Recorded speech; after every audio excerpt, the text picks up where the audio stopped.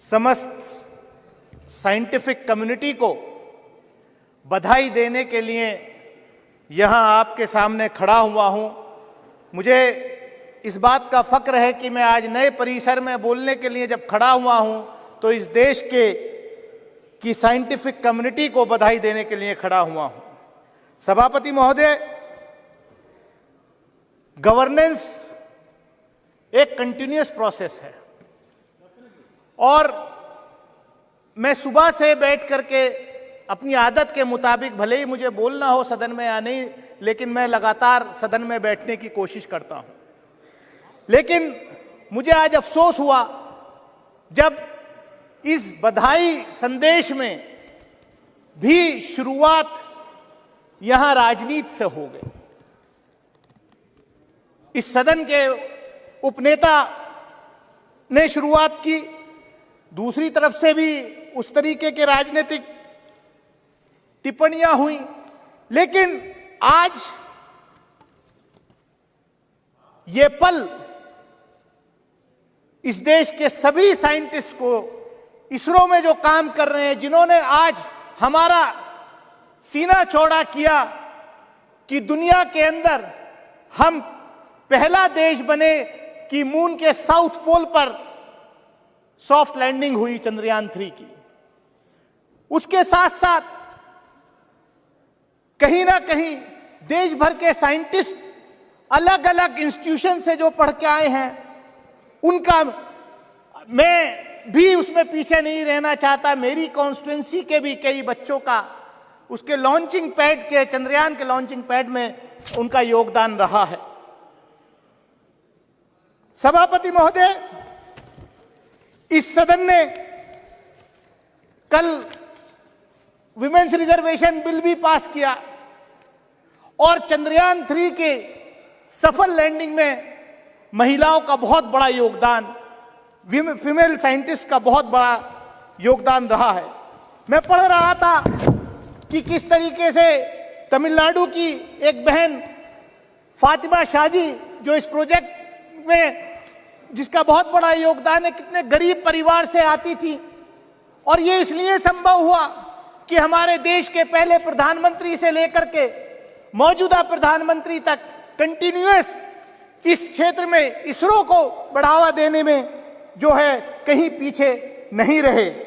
पंडित जवाहरलाल नेहरू इस देश के पहले प्रधानमंत्री, उनके साथ जो शिक्षा मंत्री मौलाना अबुल कलाम आजाद थे, उनके जमाने में उन्होंने जो IIT वगैरह जो बड़े इंस्टीट्यूशंस खोले, उसका आज नतीजा हम ये देख रहे हैं। लेकिन यहां पर जो बात हो रही है थी कि ये सिर्फ इसी सरकार में संभव हुआ है। मैं बधाई देना चाहता हूं प्रधानमंत्री आदरणीय नरेंद्र मोदी जी को कि वो इतने लकी प्रधानमंत्री हैं कि पिछले प्रधानमंत्रियों के डाले हुए दाने, बोए हुए बीज की फसल काटने का मौका आज उनको मिल रहा है। ये अच्छी बात है, लेकिन ये भी सच्चाई है कि पिछले बजट में इसरो का 8% एलोकेशन बजट में कम हुआ है। ये किसी से छुपा नहीं है, ये किसी से छुपा नहीं है।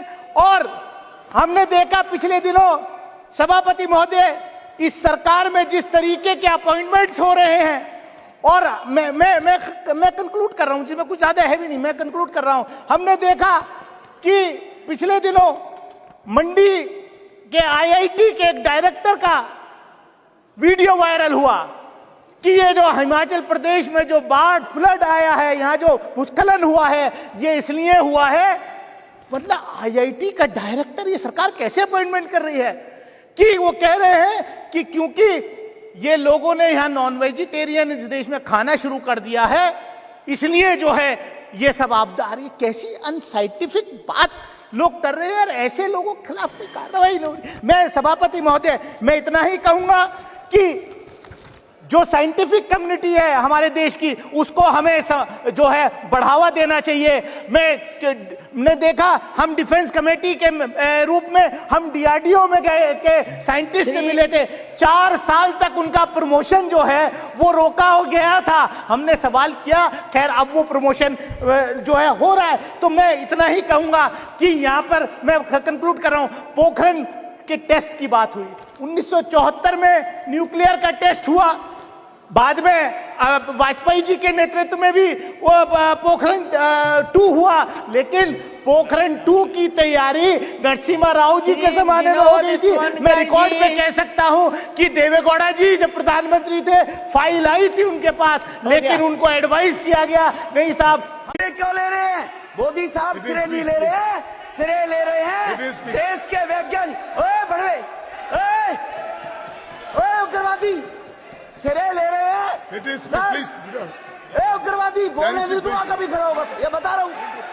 उग्रवादी कटवे सर, ये जो श्रेय अगर जाता है तो देश के प्रधानमंत्री को जाता है।